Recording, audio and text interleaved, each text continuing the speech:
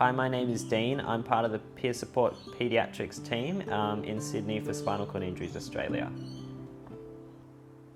You know, people with disabilities, they're just like any other person except they have a disability. So our community is just as important for them as for anyone else. Children in hospitals, they need community just like any other student in New South Wales. So it means that education is so important, and them being able to catch up with their mates is super important as well, just so that they can develop just like any other person in society.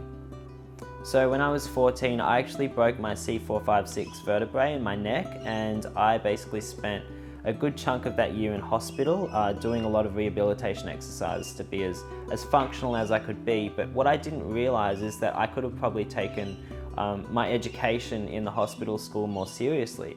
So if I were to go back and redo it now, I would probably choose to have some clear goals or something to work towards that was very measurable and easy, so that I could actually get the most out of my time while I was in hospital. One thing that I think I would add to my experience of being in the hospital school is maybe that I would be more included in the classroom of my original school. So I think one thing that we've learnt very well over being in lockdown over this whole coronavirus thing is that we can use Zoom for almost anything. So why not be using that to actually sit in the classroom virtually with your original teacher and participate in your actual lessons, rather than just having this disconnect between yourself and a lot of your peer groups and a lot of your original teachers that will be teaching you by the end of the next year. I think one of the big takeaways I took from my hospital experience was that I was actually still developing as an individual at that point, and a lot of the staff that I was surrounded by were actually more than happy for my wings to fly, as you might say. So I guess all of my interests and things, I was exploring them whilst I was still in hospital. I had my Xbox and a TV set up inside my room.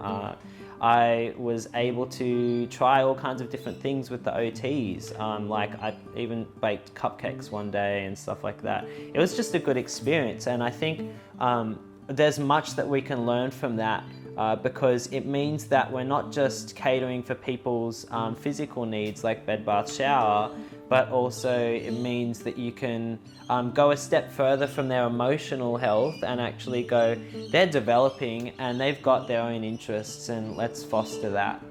So one of my personal interests is actually working with timber, getting on the tools and doing some woodwork. And I attend a local guitar workshop where we actually make guitars from scratch. And I just really love the whole process from getting your hands dirty and actually doing the hard work to actually finishing a guitar and being able to play it for the first time and hearing what it sounds like. It's just, there's nothing that can compare to that. So when it came to actually going back to school, someone came out from the hospital and she decided to have a conversation with some of my closer friends. And it was a really good experience for me because it meant that the elephant in the room was already addressed. My disability was starting to be talked about, and I didn't feel like I had to go through that awkward situation of actually talking to my friends about it and explaining how things worked or anything, because it had already been done, and it was just an easy conversation to be actually have from that point on. It meant that I could just relate to my mates as if they were my mates, and we didn't have to ask all these questions of each other and how to actually relate to each other. It just meant we're just friends again.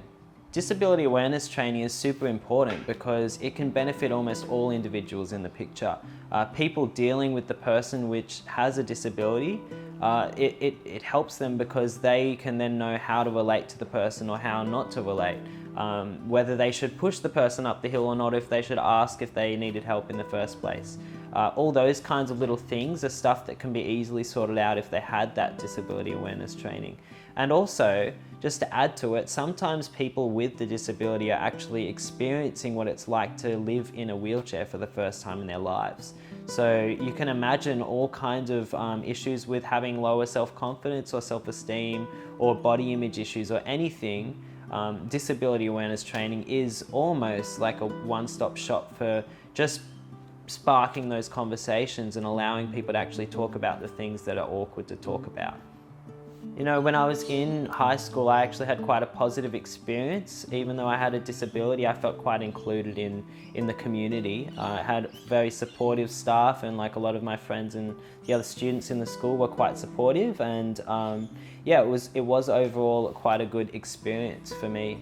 I actually gravitated towards some of the more hands-on practical subjects, which was something which seems almost against the stereotype of someone with having a wheelchair to get around and a disability. I did have a lot of accommodations put in place to make it achievable, and it ended up being quite a positive experience for me in my final couple of years of school. So I really enjoyed that kind of experience, and I decided I actually wanted to give back and be on the flip side of that. So we've come full circle. I'm now a teacher, and I basically specialize in industrial technology, timber, metal, and design and technology. And it's almost as though like my passion in this is not only just I want to make all kinds of wood projects, but I also want to share that knowledge and help the next generation with just developing as an individual.